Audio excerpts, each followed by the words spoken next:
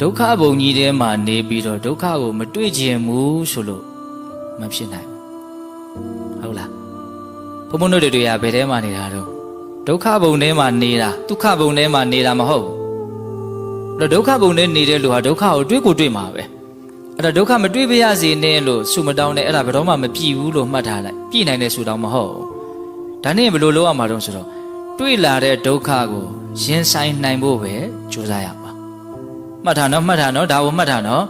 ဒုက္ခမတွေ့ဖို့ဆုတောင်းရမှာလားရင်ဆိုင်နိုင်ဖို့ကြိုးစားရမှာလားရင်ဆိုင်နိုင်ဖို့ကြိုးစားရမှာဟုတ်တယ်ဒုက္ခကလည်းဘယ်သူမှမျက်တတာမပေးဘူးသူ့ချော့လို့လည်းမရဘူးလက်ထိုးလို့လည်းမရဘူးတွေ့ပြီဆိုတွေ့မှာပဲဘုံတို့လှုပ်ထားဖို့အရာတွေ့ချင်ရတွေ့ကွာငါစိတ်ကိုမတုံမလွတ်အောင်လုပ်မယ်ချမ်းသာအောင်လုပ်မယ်ဒုက္ခတွေ့ဖို့ရမင်းတာဝန်တွေ့လာတဲ့ခါမှာမတုံမလွတ်အောင်လုပ်ဖို့ကငါတာဝန်ဆိုတဲ့သဘောမျိုးစိတ်ဓာတ်ကိုခိုင်မာအောင်ရှိဖို့လိုတယ်ဒေသနာတော်ဒီဆိုတာအဲ့ဒါပဲဒုက္ခမတွေ့အောင်ဒုက္ခကိုရှောင်နေနီးပေးတာမဟုတ်ဘူးတွေ့နေတဲ့ဒုက္ခကိုရင်ဆိုင်နိုင်အောင်ဖြတ်သန်းနိုင်အောင်အစဉ်ပြေပြေကျော်လွှားသွားနိုင်အောင်ကြိုးစားတဲ့နည်းတွေကိုပေးတာဟုတ်လားအဲ့တော့ဘုံဘုံတို့ကအခုဟာဒီဘဝထဲမှာနေရင်းနဲ့အစဉ်ပြေဖို့ပြောနေတာအခုပြောနေတာ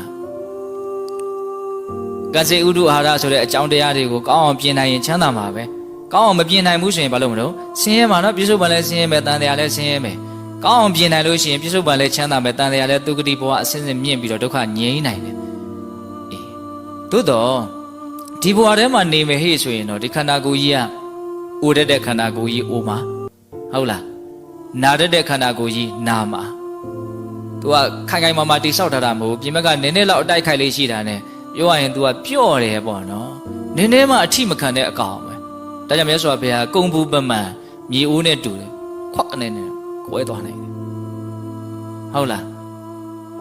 းဒါသူ့ရဲ့သဘာဝပဲလေသူ့ကိုနားလည်ထားဖို့လိုတယ်ပြီးရင်ဒီနေ့ဘာဖြစ်သွားမှာတော့ပျက်စီးသွားမှာတေသွားမှာ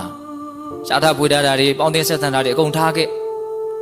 အရွယ်ရှိရှိမရှိရှိကြီးကြီးငယ်ငယ်မရွေဘူးအချိန်ကြရင်သွားရတာပဲအကြောင်းကုန်တဲ့ဒီနေ့ရက်ရတာပဲဘာမှမျက်နှာထောက်ထားတယ်ဆိုတာမရှိဘူးအဲ့တော့ပြောရင်တာကဒီထဲမှာနေနေတယ်ဘဝဖြစ်နေတယ်ဆိုလို့ရှိရင်ဘဝနဲ့ပတ်သက်တဲ့ဒုက္ခတွေကိုဘုံဘုံတို့တွေဟာရှောင်လို့မရဘူးအဲ့တော့ဒီဒုက္ခတွေကိုဘုံဘုံတို့ကမတွေ့ချင်ဘူးဟေ့ဆိုရင်အကောင်းဆုံးနီးလန်းရပါလေဒီဒုက္ခတွေရဲ့တရားဖြစ်တဲ့တနည်းပြောရင်ဒုက္ခဖြစ်နေတဲ့ဒီဘဝကိုပဲမဖြစ်အောင်ချုပ်ငြင်းအောင်လုပ်နိုင်ဖို့လိုတယ်အဲ့ဒီထိရောက်အောင်တွေးရမယ်သဘောပေါက်လားအကောင်းဆုံးအမြင်ဆိုတာအဲ့ဒါကိုပြောတာနော်ဒုက္ခတွေ့လာပြီးအော်ဒါကြီးကဒုက္ခပါလားဒီဒုက္ခချုပ်အောင်ငါလုံးမဟေးဆိုတဲ့စိတ်ကူးမျိုးထိသွားဖို့လိုနေတာဟုတ်လားဦးဇင်းတို့ရွှေချင်းစတော်ဘုရားကြီးပေးတဲ့ဥမာတစ်ခုရှိတယ်အော်မြေခွေးတကောင်ကိုတဲ့လူတယောက်ကခဲနဲ့ပြစ်မယ်ဆိုလို့ရှိရင်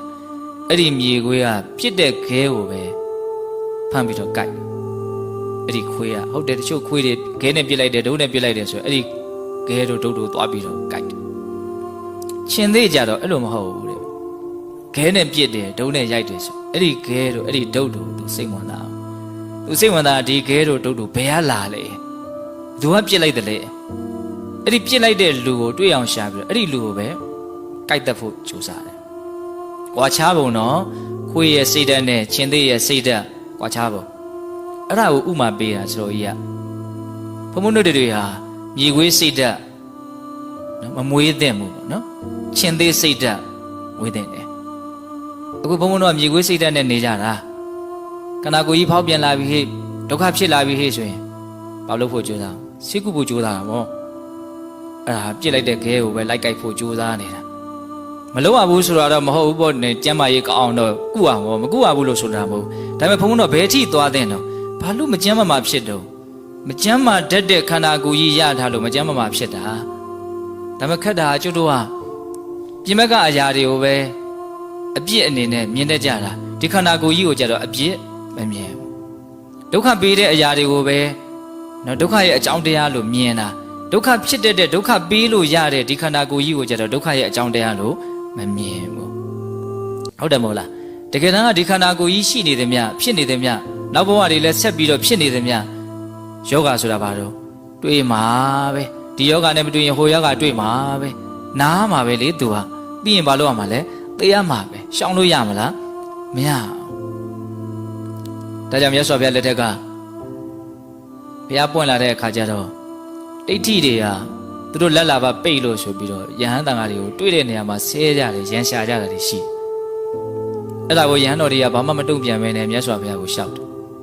ရှောက်တယ်မြတ်စွာဘုရားအဲ့ဒီမှာဥဒန်းကျူးတာလေတော်တော်မှတ်သားစရာကောင်းတယ်ဘာတော့အတိပ္ပယ်လေးတော့ပဲဦးစင်ပြောပါမယ်ရွာမှာနေနေတောမှာနေနေ